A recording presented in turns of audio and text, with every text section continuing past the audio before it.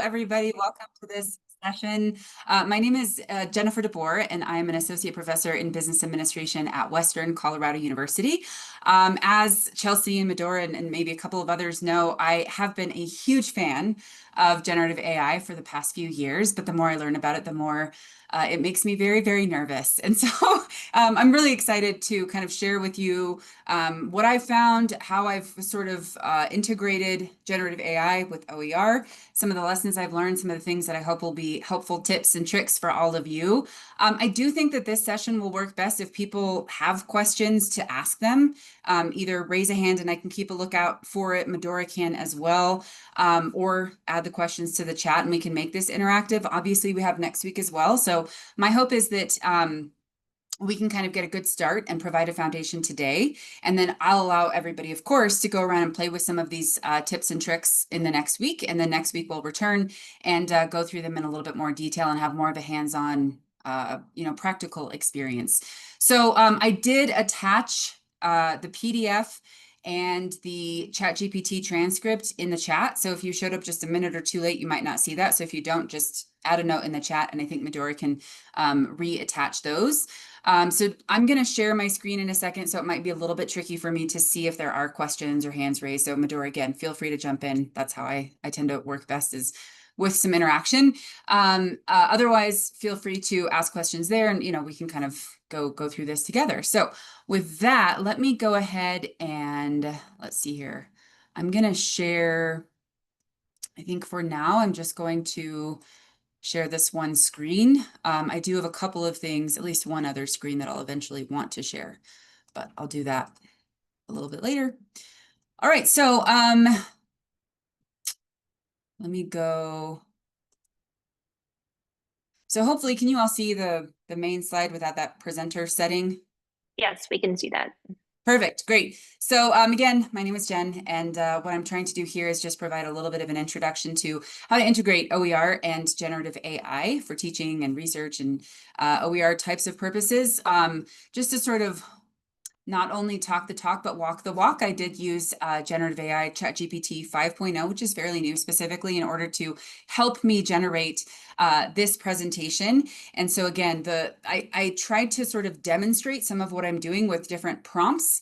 And I chose to use the example of an introduction to management type of course. So if you do open that ChatGPT link, or there's also a PDF file, you can kind of see there's a very long 80+ page conversation that I had with ChatGPT to sort of demonstrate the types of prompts and the style of prompts that I might use in order to prepare a course, to come up with ideas, to brainstorm and all of that. And so let's go ahead and get started. So first off, I would like to hear from just a couple of you, if you don't mind, just to give me a little background that I can hopefully connect to and build off of as we go through this content. So does anyone want to share what kind of experience they have with generative AI so far? What have they tried? Have they incorporated it with OER at all? Is it more, are you using it for teaching purposes? Or are you using it more for more personal purposes? So let's kind of start there. Packing lists, I love it. I've done that many times. And feel free to add to the chat or use a microphone.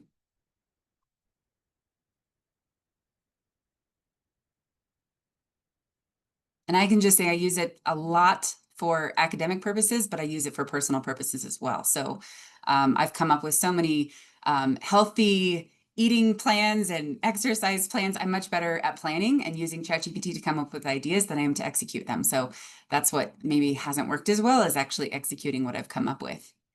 Coding, awesome. I'm not a coder, so if there are any coding questions, maybe we might actually refer back to Allison. That's fantastic.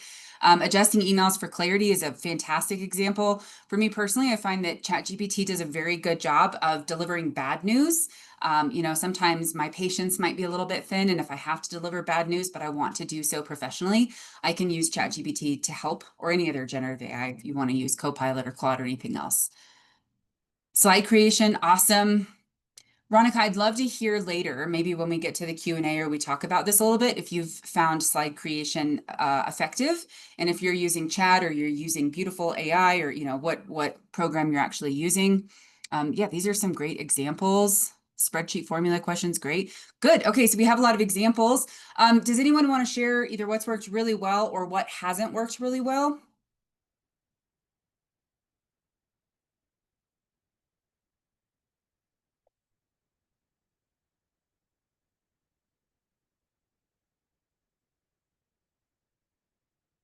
My assumption is between everyone that's attending and people that might be viewing this recording later on, that we probably have quite a bit of difference in level of experience with using generative AI and really integrating it with OER. So my hope is that we'll have a little bit of a mix between, you know, those that are just getting started versus those that are already coding with it and that kind of a thing.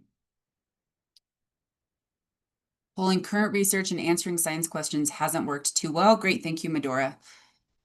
Medora, you might try Perplexity. So there, we'll talk about this a little bit, but there are some different platforms that we can use, and some of them work better for certain tasks and others for others. So, you know, trying to get an idea and just practice, practice, practice. If there's anything that I can emphasize throughout this session, it's just getting familiar with and comfortable with generative AI. So just, you know, practicing and using it for all sorts of different purposes can be really helpful.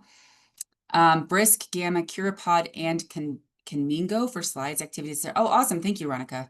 So if you haven't tried Beautiful.ai, that might be one to try as well. I haven't had the best of luck yet with coming up with good slides, but we can chat about that a little bit later. But this is good. And then last but not least, again, just to kind of get this out there and figure out where everybody's at and what you're all looking for, where do you feel the biggest learning curve is right now for either generative AI or combining generative AI with OER? Allison, I completely agree with you. Yes. Trusting is a good one. So we are gonna discuss some of the concerns and risks of generative AI today. So trust is a big one. There's a lot of ethical issues that I'm struggling with. So I'll give you guys just a few more seconds in case anyone wants to add anything else. Otherwise, this is great. This gets us off to a good start. Awesome, Haley. Okay, so knowing which tool to use for which task and how to best advise graduate students in their use of AI in their research writing and ethics of it all. Copyright concerns for sure, that's going to be a big one. And just staying up on top of new tools that are coming out. Yeah, so these are great. And I can't agree more with these. I still struggle to figure out when and where I should use different tools for those different purposes. And so I want to learn kind of with everyone else. So I'm hopeful that some of you have some more experience in specific areas than I do, so we can all really just kind of collaborate. So on that note, I'm going to go ahead and minimize my chat and just introduce this session. So some of the things that I want to focus on is, first and foremost, just very briefly, in case we have anyone that just really isn't familiar and hasn't opened up ChatGPT or the like yet, what generative AI is. Second, how it connects with OER. Third, some practical teaching applications. I've sort of limited them because we do have a little bit of a time constraint. So in the appendices of this slide, I have a lot of different options that ChatGPT suggested that I potentially cover. So for example, I don't think I covered a whole lot with grading, partly because there's a lot of ethics around whether or not, or the extent to which we use generative AI to grade our students' submissions. I think there's a big difference between informal assignments versus formal assignments, and how we use that, and concerns about FERPA and so on. So I didn't get into too much detail with regard to grading in this presentation, but if that's something that's of a lot of interest that we want to chat about, I've definitely tried to plan this so that we'll have some time for Q&A and discussion at the end. Some key ethical concerns. Like I said, this is what I think is keeping me up at night a little bit right now, are some of the issues with generative AI, and whether or not this is going to be a wonderful tool for our toolkit that will help kind of amplify what we already do and what our students do, or if it's a Trojan horse that's going to doom humanity. So, and as I said, last but not least, I'll leave time for questions and discussion. So generative AI in plain language, again, just kind of a quick background and a reminder, I'm a business professor. So this is a little bit outside of my kind of background as far as education, but something that I've taken a deep dive into. So generative AI, creates new text, images, audio, video. It's based on patterns in large data sets. And, we heard in the chat previously that many of us have some concerns with regard to those data sets, whether that's IP, copyright, bias. There's all sorts of issues with where this data and images, audio, and video are all coming from. And obviously, it's not always accurate. It's not thinking. And so we can elaborate a little bit more on some of these concerns a little later. But hopefully this gives you just kind of, what we're focused on here. I think a lot of us use generative AI quite a bit without not necessarily knowing it. So if you have a Netflix account or a Spotify account, those organizations are using AI in order to kind of help give you recommendations for what music to listen to, what TV shows to watch, and the like. Maybe a lot of us use things like Grammarly, which is also going to be AI. Of course, today I'm going to focus a little bit more on ChatGPT and the similar platforms, but I do want to talk a little bit about what some of these options are.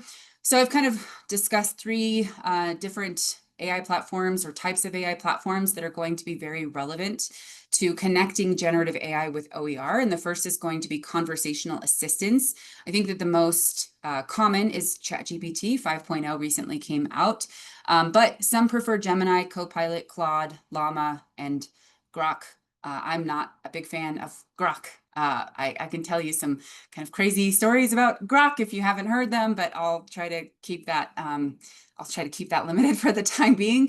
If you haven't used all of these, there are free options with each of them. So my advice for those of you that are just kind of getting into this and beginning would be to take one prompt or even one homework assignment, for example, and copy and paste it into each of these different conversational assistants and look at the responses that it gives you, and then sort of decide which one maybe best aligns with you. Or, I think a couple of us have used any of these in order to help us draft emails or revise emails. And so, again, you can kind of take one prompt, put it into different conversational assistants, look at those outputs, and then decide which is going to be best for you.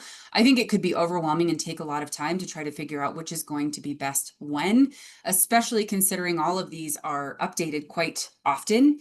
And so, maybe this week, ChatGPT is going to be best for email, but Gemini is going to be best if your refrigerator starts making a weird noise and you need to fix it, right? But next week with different updates, or next month, or whatever it might be, that might change a little bit. So my advice would be to, play around with each of them just a little bit, figure out which one you think is going to best align with what you're using it for, and then stick to it and get to know it.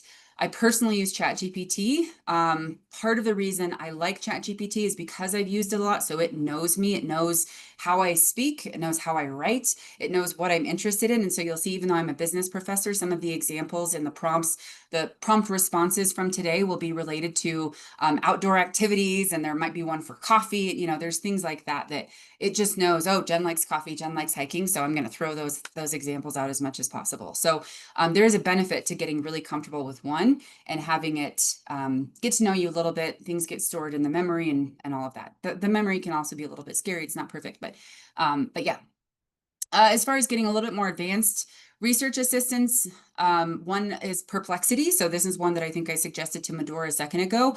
Personally, ChatGPT doesn't do a great job, in my experience, with news and current events. Perplexity tends to do a little bit better, and with research citations. Notebook LM, which I'll show an example of, is one where you can upload various content, PDFs, hyperlinks, and so on, and have it summarize that content, generate podcasts between two people. And later on, I'll show an example of that. And then finally, we have multimedia creation. So DALL-E is used, it's built within ChatGPT, so I can show an example of what that looks like. Canva AI can be very good for presentations, posters, images, infographics. Adobe Firefly, I don't have as much experience with, but I know colleagues use it and really like it for images and graphics. And then 11 Labs is something that I really want to explore and play around with. I've played around with AI voice generation 4+ months ago and I just wasn't real happy with the results, but I think 11 Labs has improved the capabilities. I believe you have to have a membership to really utilize it, and I think their membership is something like $12 per month. But essentially what you can do is create content if you want to do, let's say, pre-recorded lectures, and have a very realistic AI generated individual present content for you, or create recordings for classes and that kind of a thing. With a little bit more time and effort, you can record your own voice, and then it will create a character based on your own voice that, with some practice, with some time and effort, can sound pretty realistic. So first tip, practice, practice, practice, just experiment, just play around. So for those of you that are a little bit newer, just think about what might be beneficial, both for personal reasons, but also for teaching and such. I think getting comfortable with prompting is the biggest hurdle for a lot of people, and it can be a little bit awkward. So I have some tips and some tricks, but really I think it's just about time and practice. Try small tasks first. So ChatGPT and some of these other systems just don't work as well with really detailed prompts or really detailed tasks. And so trying to divide it up into smaller tasks can be really beneficial, and then just play, learn, improve. And I just, I talked a little bit about image generation. So on the bottom left, that's an actual picture I took of my dog. And I decided because I'm very much into generative AI right now, I wanted to come up with some creative images that I can kind of print and put around my office, because I have students in and out of the office. And so I decided to ask ChatGPT to make my dog a professor. And this is what it came up with. I'm really amused. So anyway, so these are some tips and tricks. And so this has taken me a little bit of time to kind of, I think my time playing around with generative AI has led to a lot of these. And these are just suggestions. If anyone wants to throw any out that I've missed here, please, please, please feel free to do so, either in the chat or just put a hand up or shout out loud or whatever. So as I said just a second ago, break bigger tasks into smaller steps. That'll definitely lead to much better results. Assign a role to whatever system you're using. So for example, if you're trying to work on course prep or course design, you might ask ChatGPT to be an instructional designer, a librarian, a student, a dean, another faculty member with more experience or less experience, who knows, right? So give it a specific role, and it will then put itself in that role to better answer your questions. Try to provide context. So the more context you can provide, to some extent, the better the result you're going to get. Ask AI to ask you clarifying questions. So there's many cases where you need help and you might want a good response, but you're not quite sure how to prompt it. And so you might ask ChatGPT, for example, indicate a little bit of context on what you're looking for and say, can you please generate some questions that I can then answer, and then you can help me with this. So I'll give a quick example. Chelsea, maybe plug your ears, but for those of you that recently had to do a grant report narrative, I used ChatGPT. I put in the questions that we had to answer, and then I asked ChatGPT to ask me questions so that it could help me come up with ideas to answer those questions as effectively as possible. So it gave me, I think, 7 or 8 different questions. I responded to those questions. I use the voice option, which is available both in the app and on the desktop version of ChatGPT. So I literally have a little bit of a conversation with it, and then it gives me some suggestions that get me 60 to 70% of the way there. They're really good starting points, so it helps me save a little bit of time with coming up with responses. Ask for multiple options or versions. So I do this a lot with regard to teaching. So I will ask whatever generative AI I'm using, but usually ChatGPT, to give me 5 different options. And I'll show that in a few minutes, but 5 different options for case studies or real world examples or different questions or different assignment types and those kinds of things, so that I can really brainstorm and explore different options and different opportunities, and then decide which one is going to work best for me. If stuck, you can ask any of these systems to draft you a better prompt. And so my mother, for example, was having a really hard time generating a specific type of image from ChatGPT the other day. And I jumped in and just said, hey, can you help me draft a prompt so that we get this outcome? And then it gave us a suggested prompt and then asked, do you want me to initiate this prompt? We said yes, and then it generated the image that she was looking for. And then finally, iterate and refine and practice. And so those are some, like I said, tips and tricks.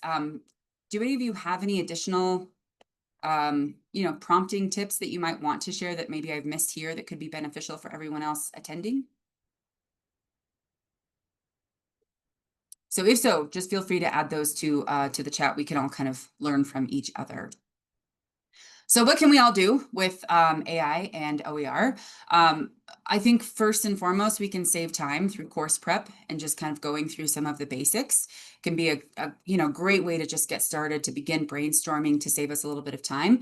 We can certainly expand on different examples, more diverse perspectives. We can be more inclusive.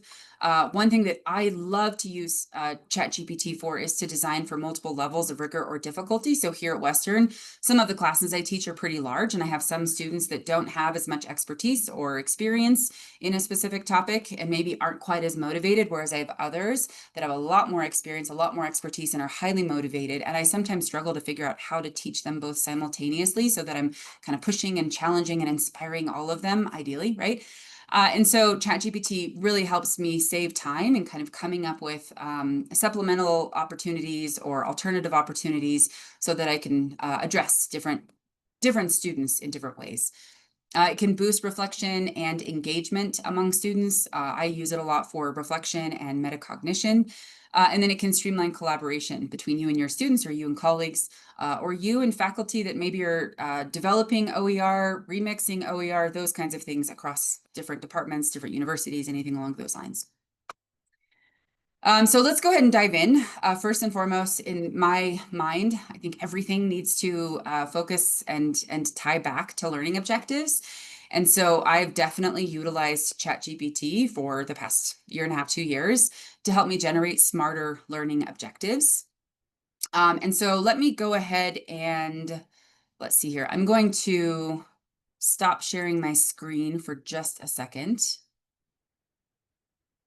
I have to open up Zoom to do this. Apologies. It's summer, so I am getting back into the swing of things. And what I'd like to do, oh, and this might not allow me to do this. So I was hoping I could share both screens at the same time, but it looks like it's not going to allow me to do that. So maybe I will stay on the PowerPoint presentation, but for those of you that are curious, I'm going to kind of be walking through the ChatGPT. And so those are in the chat or can be in the chat. Again, there's a direct link to the ChatGPT conversation, and then I saved it as a PDF as well for those of you that maybe don't want to open up ChatGPT. Okay, so my hope is, let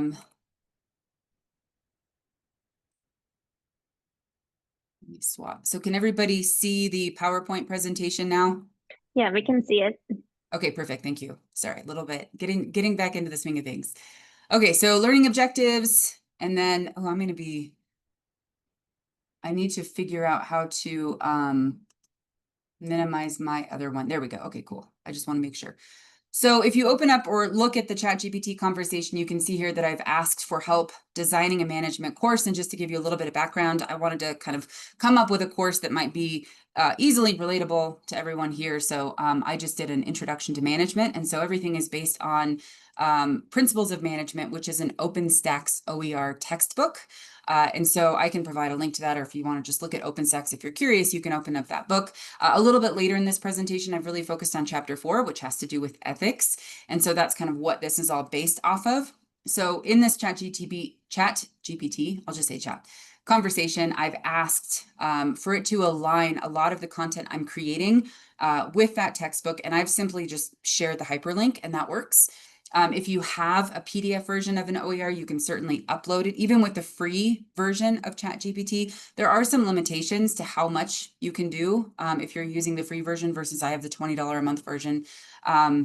So, again, with just practicing and using it and figuring out what those limits are so that you can kind of plan accordingly, I find can be really helpful. And so I asked for help with planning that course, and it's given me some suggestions here, which I'm going to scroll through.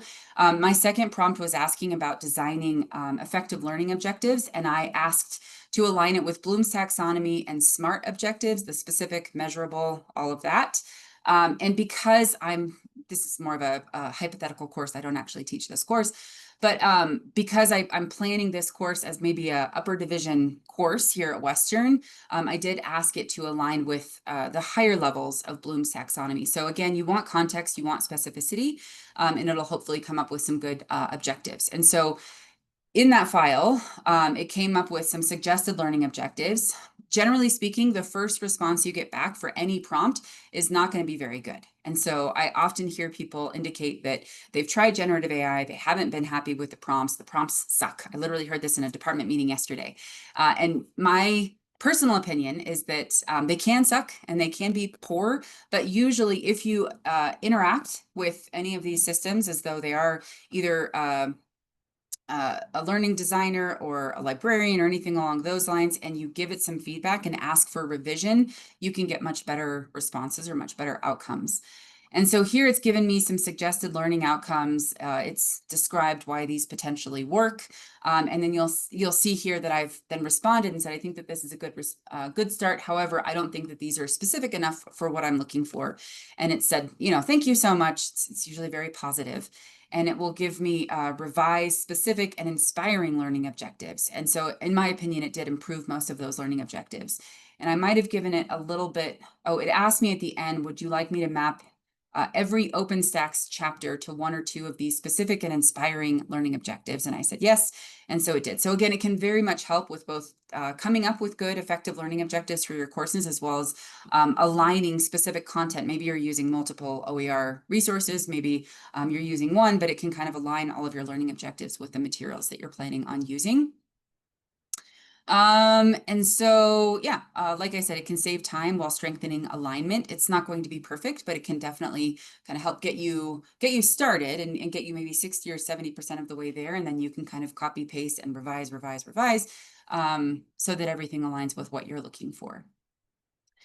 Second, brainstorm smarter and plan faster. So I find it really helpful to generate outlines, to come up with weekly topics that, again, maybe tie back to specific OER content. And so in this case, just to kind of keep it simple, I'm going to assume that I'm using this textbook and only this textbook for this course. And so I have eventually asked ChatGPT to come up with a schedule for me. And I've indicated, again, you want to be specific. So I've said we have a 15-week semester. The first week is going to be introduction and team building. So I'm not going to jump into the book just yet. And that last week is going to be final project presentation. So really I'm limited to 13 weeks.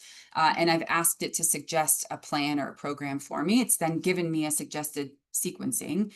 And I've then responded, and, because I've taught this type of topic before, I might feel, I really want to finish the semester discussing leadership, not operations, which I think is what it initially suggested.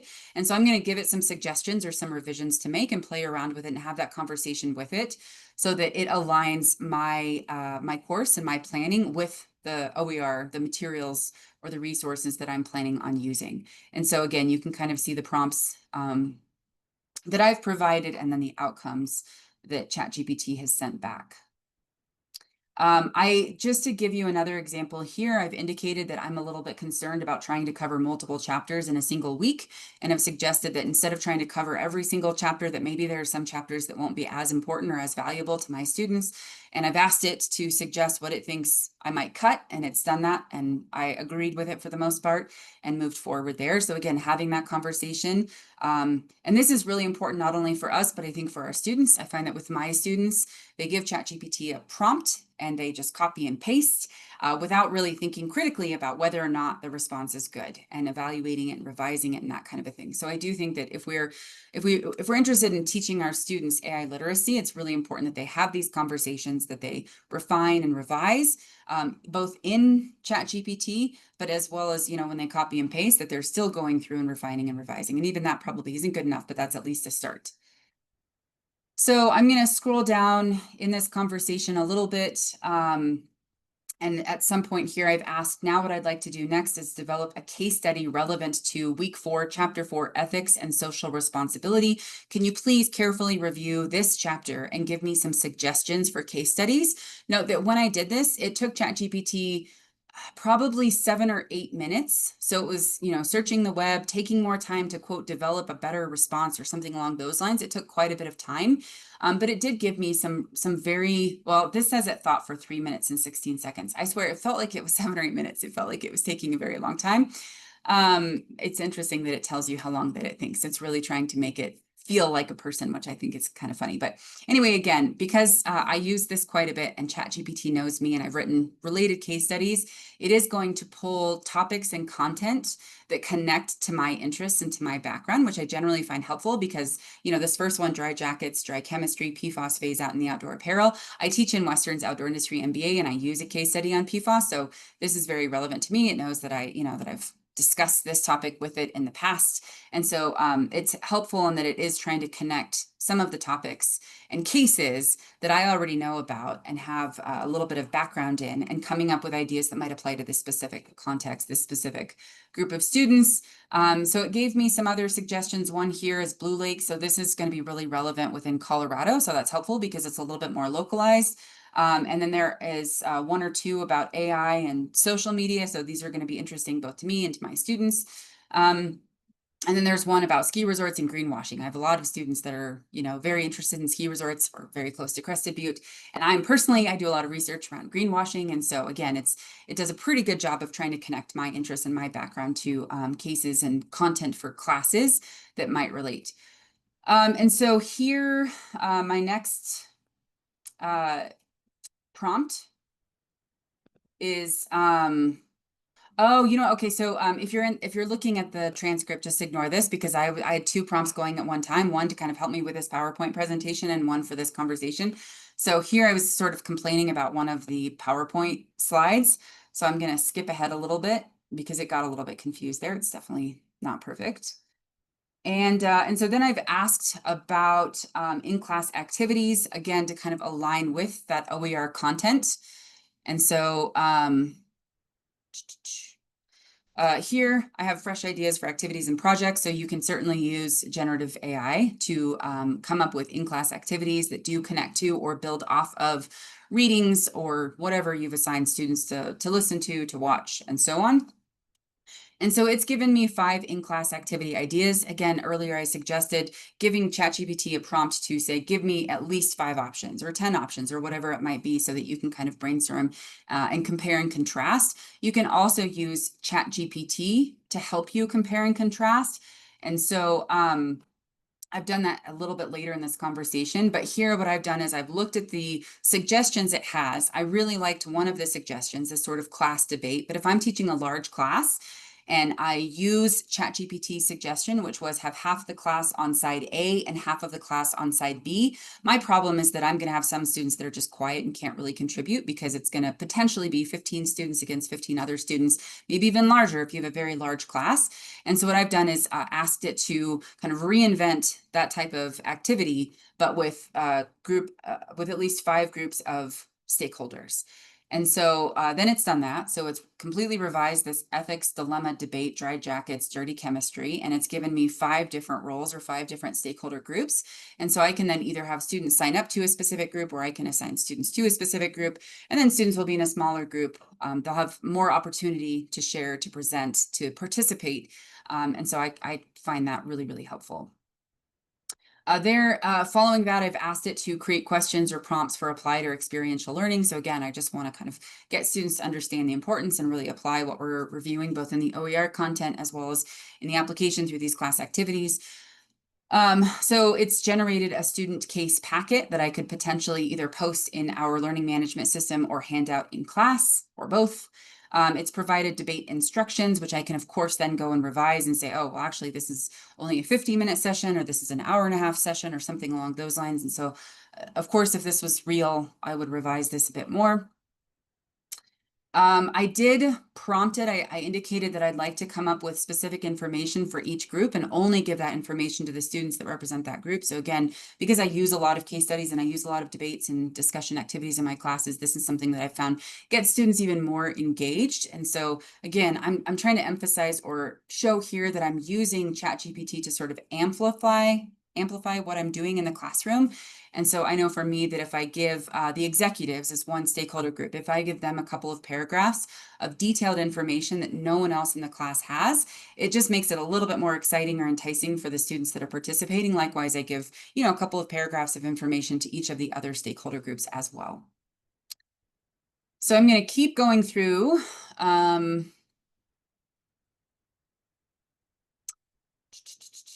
My next prompt is kind of getting to something I discussed a little bit earlier. So I don't know about all of you, but I definitely have classes in which there are students that are more or less prepared, more or less engaged, more or less motivated. And so I find it really helpful rather than me kind of coming up with lots of different assignments or activities or levels and anything like that, which takes a lot of time and effort, to sort of save a little bit of time and use ChatGPT to brainstorm how I might set things up so that I have kind of a foundational activity or assignment for those students that maybe don't have as much experience or expertise, but I can have some either alternate or supplemental activities or assignments for the students that are a little bit more advanced.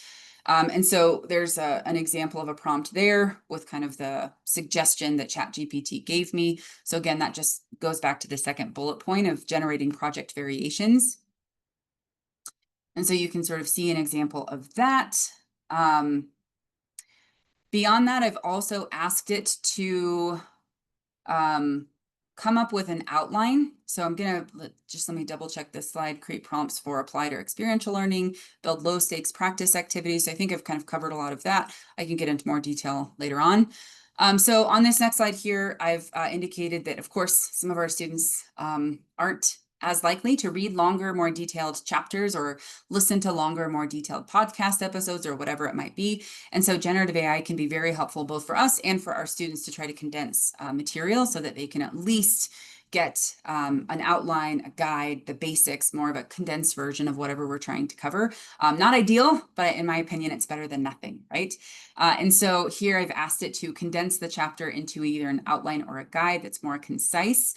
In this case, so that students can kind of print that guide and bring it to class for that in-class activity. So, you know, if they only have access to the entire chapter, it might take a little bit too much time for them to find things. Whereas if they have a more condensed outline or guide, they can just print that out, or I can print that out for them. And then they have kind of the basics that they can kind of make those connections between the open educational resource and the activity that we're using in class in order to apply it. Likewise, I think next I've asked chat to develop 2 different outlines for students at different levels. So that's, again, just showing another example of trying to develop different content for students in the same class that might be at different levels. And then I've asked it to create a visual, and I don't think that it's showing the visual here. And I think I forgot to do it there, but essentially what it did was, if you're familiar with a trolley problem, it recreated a trolley problem, but it was an operator of a ski lift, and there was somebody on one side working in maintenance, fixing the ski lift, and then there were paying customers riding the ski lift, and the operator had to sort of choose between the two. And so it wasn't the best. It's, you know, it's sometimes it can be good with, in my opinion, kind of more fun personal things that you're using it for with regard to image generation.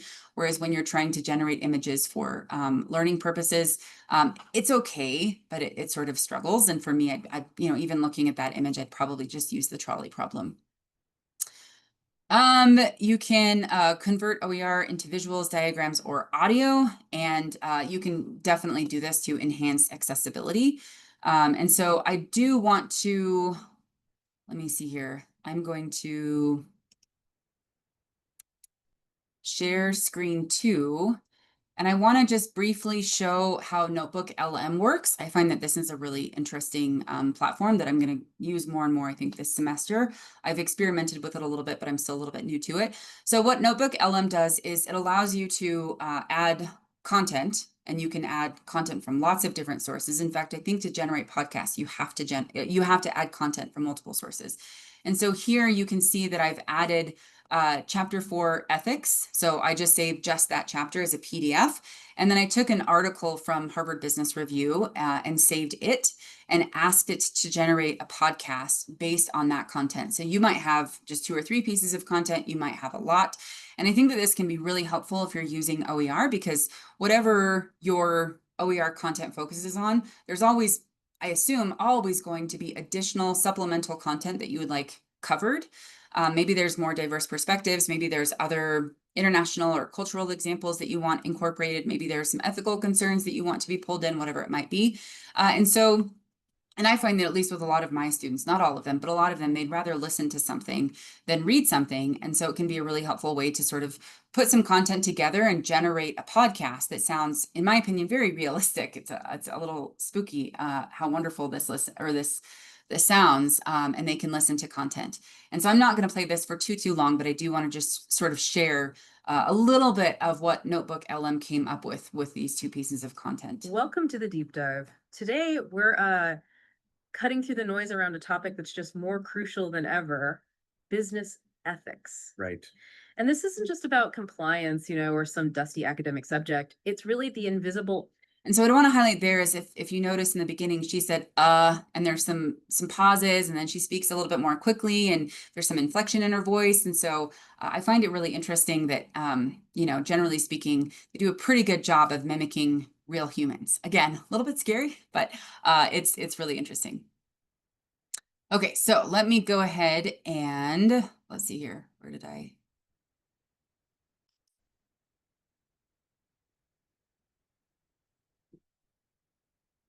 Oh, I think my screen is a little bit stuck. Can you actually see both screens now, 1 and 2?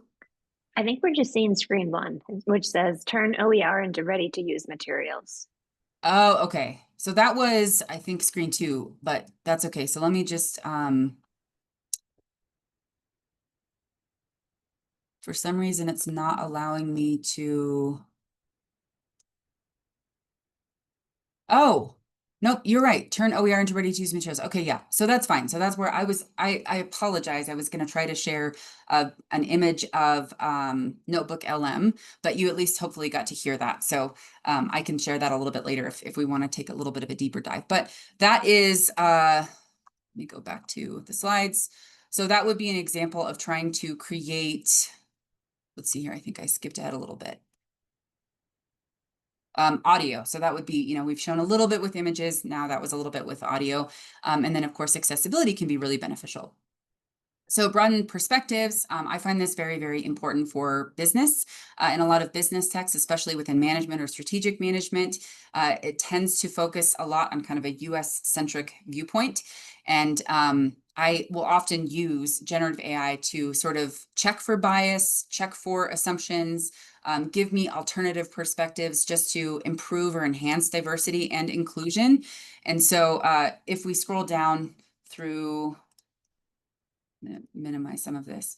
If we scroll down through some of that text, you can kind of see some examples of those. I want to make sure that we have time for Q&A, so I'm going to kind of skip ahead a little bit. Again, AI can be very, very biased, and I think I have,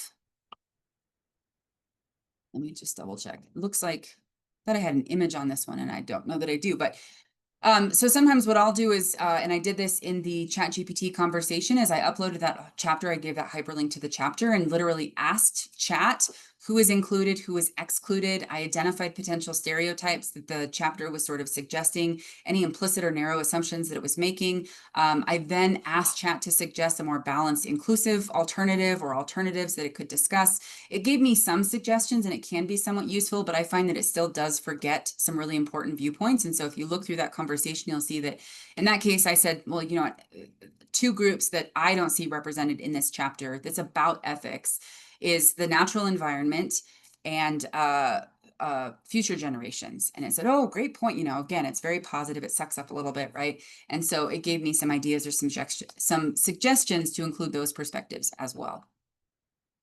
So again, there we can use ChatGPT to sort of enhance the perspectives or the views that OER might provide. To support students at different levels, I've provided some examples of this. If I'm looking at a final project, I might use chat to sort of, look at an OER and then suggest final projects that might correspond with or build off of various resources that I might be using. And then of course, to teach those more effectively and hopefully prevent people, students from procrastinating and just trying to do everything at once. Often when they get to that point, they're more likely to use ChatGPT to cheat, if you will. So I'll scaffold bigger assignments such as final projects and break them up into much smaller pieces that students have to submit and maybe reflect on throughout the semester. And I can tier assignments tied to the same OER text. There can be, again, kind of supplemental activities or alternative activities for students that are a little bit more advanced. And I can, of course, keep rigor fairly high and kind of adaptable without losing accessibility. I love getting students to think about their thinking. So, using chat to think about metacognition activities. So, trying to guide students to monitor what they know versus what they don't know, both through informal and formal assessments and whatnot. I can generate reflection prompts from different OER readings, at least ask it to give me some ideas, and then I will, of course, refine or revise those ideas. I try to promote a growth mindset. There's a little bit of an example within that chat conversation. And then I try to foster deeper processing of materials. So I really get them to try to connect whatever we're reading about or listening to or watching with maybe real world examples, examples that they've personally experienced and anything along those lines. Again, you can convert OER text to audio, infographics, or short videos. There's lots of different programs to sort of explore. A lot of this, generative AI is fairly new. And so I think right now, some of these programs maybe don't do as good of a job as we'd like. But my guess is that within as soon as 6 months, 12 months, we might see some pretty big improvements with regard to ChatGPT, for example, has a PowerPoint feature where you can create PowerPoints, but it goes through a separate software program. And so you have to open up that program. If you try to take a file from that and turn it into a PowerPoint, a lot of the formatting gets thrown off. I personally haven't had the best of luck with it, but I do think that these things are getting better and better. And at some point will maybe save us a little bit of time.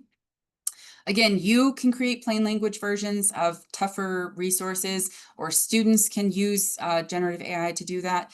You can build all sorts of case-based, scenario-based, role-play-based learning opportunities and provide multimodal access to related content. So if there's certain concepts or frameworks or whatever that you want them to learn, using generative AI to search for multimodal access. So I might ask it to find 3 articles, 3 YouTube videos, and 3 podcast episodes on a specific topic. And then I'll go through, review that material, and then decide which ones might be relevant to my students.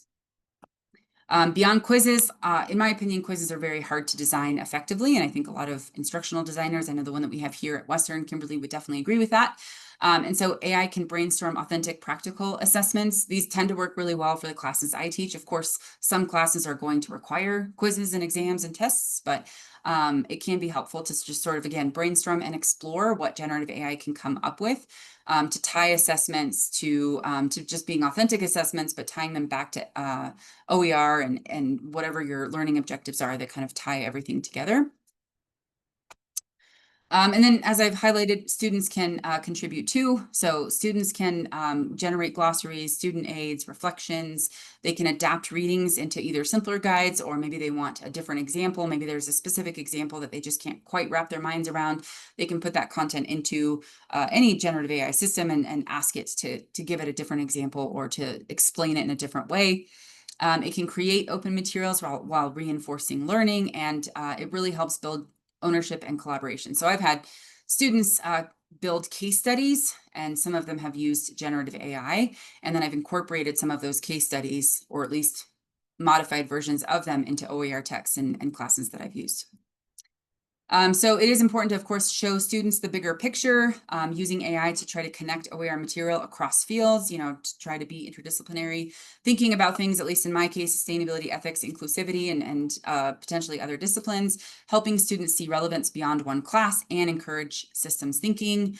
I do think that, trying to connect all of these dots matters for various reasons. I think OER does a great job in helping us maybe be a little bit more equitable, be a little bit more inclusive, but I think ChatGPT or any other generative AI can help us amplify that. Again, you can use it for differentiated rigor and flexibility. You can connect objectives, activities, and assessments, kind of connect it all together. I think that those learning objectives tied to the OERs that you're utilizing with the assignments and the assessments can be really, really beneficial, while of course keeping student learning at the center. And then there's lots of concerns. I won't go into too much detail here because I know we only have about 10 more minutes. As I've definitely tried to emphasize, the more I learn about generative AI, the more concerns that I have. And so just really quickly, Over-reliance can lead to critical thinking loss. And so we are finding that more and more students are essentially outsourcing and trying to just plug and play, put assignment instructions into ChatGPT and then copy and paste. Occasionally, they even copy and paste the little note at the bottom that says ChatGPT is prone to making mistakes. Double check your work, right? And so we see some issues with that. Of course, critical thinking is a muscle, and if we don't work that muscle, we use it or lose it. And so I do have serious concerns about students that are over relying on generative AI and not developing critical thinking skills. Of course, there's accuracy issues. ChatGPT and any other system, they're based on their data sets, and because there's false information in those data sets, there's either inaccuracies, there's false information. It can have hallucinations, especially when you're looking at research or trying to get hyperlinks. It can make up some interesting things and give you some hyperlinks that do not go anywhere. So it's really important to always, of course, double check everything. Bias and inclusion risks. So I could go on and on about all of this. I'm right now working on a presentation for incoming freshmen, and I gave it a couple of prompts. One was generate an image of a typical college student. It generated what I think is an Abercrombie model. I asked it to tell me a short story about a nurse and an engineer. It just assumed the nurse was female, the engineer was male. And then I had one, I said, I'm writing a case study about a successful business. Give me 5 potential names for the CEO. And they were all male names and kind of American-centric and whatnot. So, there's definitely some bias and some problems that we want to check for, and we want our students to check for as well. There's all sorts of issues with intellectual property and where these data sets, the data that the data sets are built off of, and whether or not they should have access to the data that they do.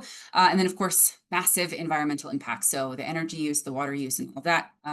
There's some real concerns there. So again, practice, start small, use AI to amplify your support, but definitely not replace everything, and try to keep things like inclusion, rigor, ethics, and all of those kinds of things in mind. So I'm not going to go any further. I just kind of want to open it up to questions now, and then we can kind of continue on, and I can dive more deeply into any of these topics next week. Thank you, Jen. That was really interesting and informative. Anybody who has a question, you can go ahead and unmute at this time and ask it. Or you can pop it in the chat and I can read it too.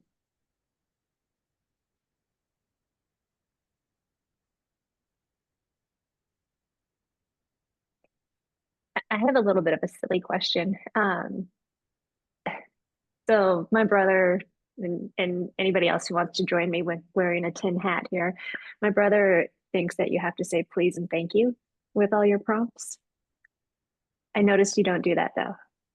Well, so I have mixed opinions. So typically I do. I don't know. This is a really there's titles to 2 interesting podcasts. They're both from a podcast titled The Diary of a CEO. And the second one, they actually talk about this. So Sam Altman has come out and has indicated that saying please and thank you actually takes up a lot more energy and is harmful. It has a bigger environmental impact. It's costing the business more money and those kinds of things. But at the same time, a lot of people have found that if they use please and thank you, they actually get better results.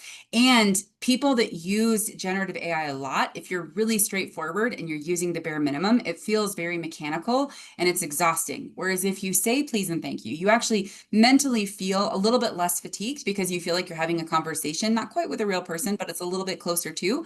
So it's a little bit less exhausting. And so typically, I think saying please and thank you is worthwhile. I'm a little bit surprised that I didn't say please and thank you as much in the long little demonstration ChatGPT, but generally speaking, I usually do, even though there's kind of, I guess, pros and cons to doing so. Okay, thank you. I find that very, very informative. And I'll pass that to my brother.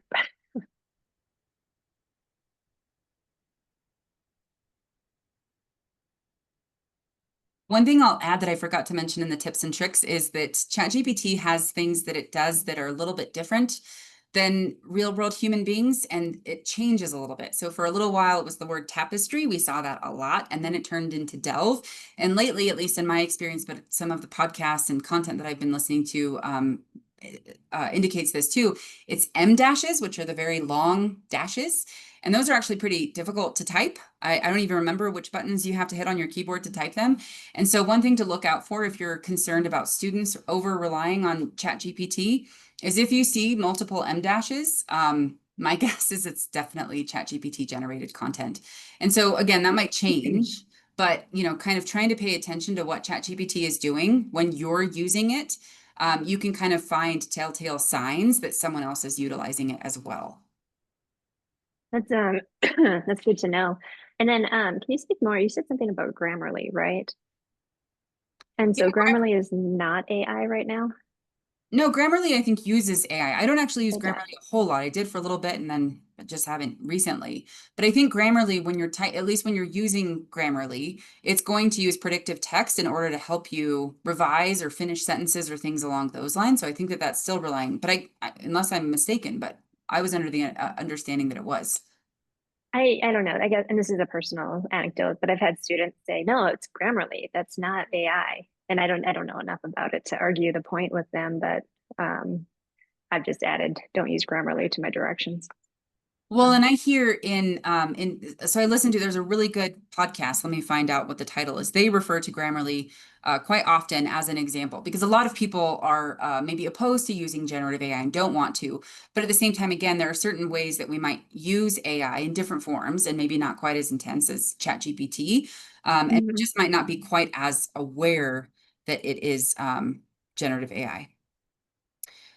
So AI goes to college, and I'll just type that in here. I find a really helpful podcast, and I've listened to probably dozens of episodes at this point, about two faculty members with a significant amount of experience and a little bit more experience in computer science, and I can't remember what their exact backgrounds are, but they have some really interesting conversations about the good, the bad, the ugly with regard to AI.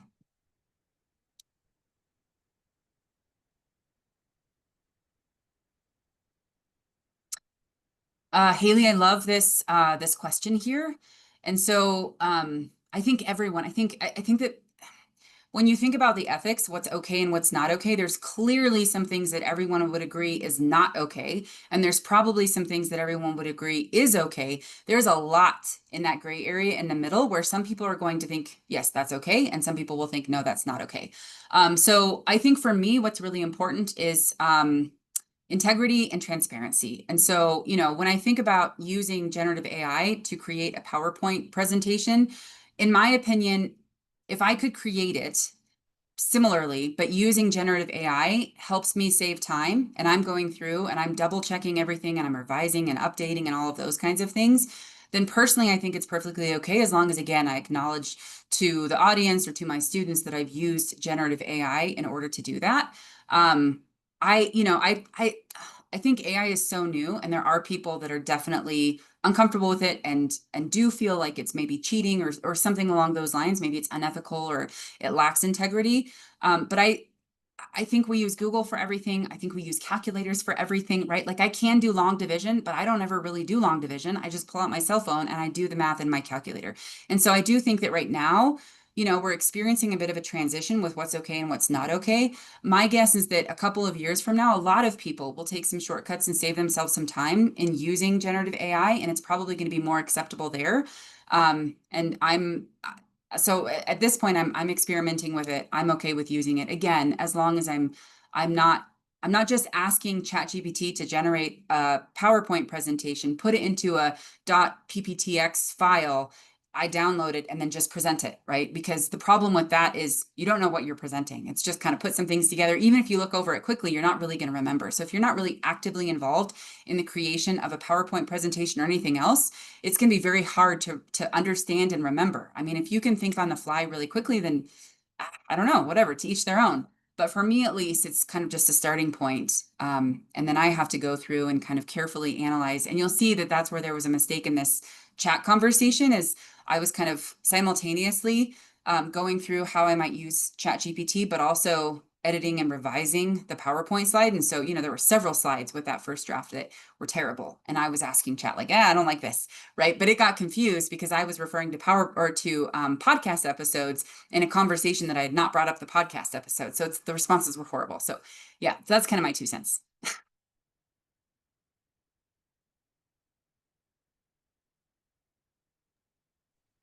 And then you've mentioned to me before that you are transparent with your use of it, right? Like you tell your students. when you Yep. use it or what you've generated with, and then you expect the same.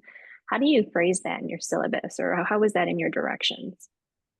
I'll have to look. I can bring a couple of syllabi and some of the instructions. It's a little bit different for different courses, but I can bring that in just for time's sake, because it'll take me a couple minutes just to find it. It's essentially that I want, for the most part, I want students to start to experiment and explore using generative AI, but they need to do so ethically. So I share a lot of information, podcasts. I emphasize it heavily in class, sort of what I emphasized or highlighted here, where you and I have a lot of experience. We have critical thinking skills. A lot of my students are 18, 19, 20 years old. They do not have those. And so, if they want to completely not gain those, then I'm not gonna, hold their hand or whatever and force it too much, but I am gonna be, I use it enough that I can check for generative AI to some extent. So, again, right now it's those long M dashes. If I see those, then I might ask a student, hey, I want to chat with you during office hours, and call them in and say, can you please, elaborate a little bit on what you submitted? And just put the onus on them. And if they use ChatGPT and they copied and pasted, they will not be able to reiterate what they submitted. And then we can have a serious conversation. And so I try to encourage them to use it, but to do so ethically and responsibly. And they do definitely acknowledge. I don't ask them to give me the full script. I have colleagues that definitely do that. And for different assignments, for different courses, for different topics, that might be really helpful. So that's one thing, some might try. But for me, it feels a little bit big brotherish. So I simply ask them to explain how they used it. Was it for brainstorming? Was it for proofreading? Was it for, that kind of a thing? And I give them some examples of both what they should do and what they shouldn't do in the syllabus, as well as in specific assignments.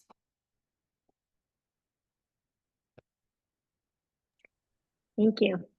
And so I'm noting that we are just a minute over time. Could sit here and ask questions all afternoon, but I do respect that everybody probably has a jammed schedule. Thank you so much for attending, and thank you very much, Jen. This is super informative. Of course.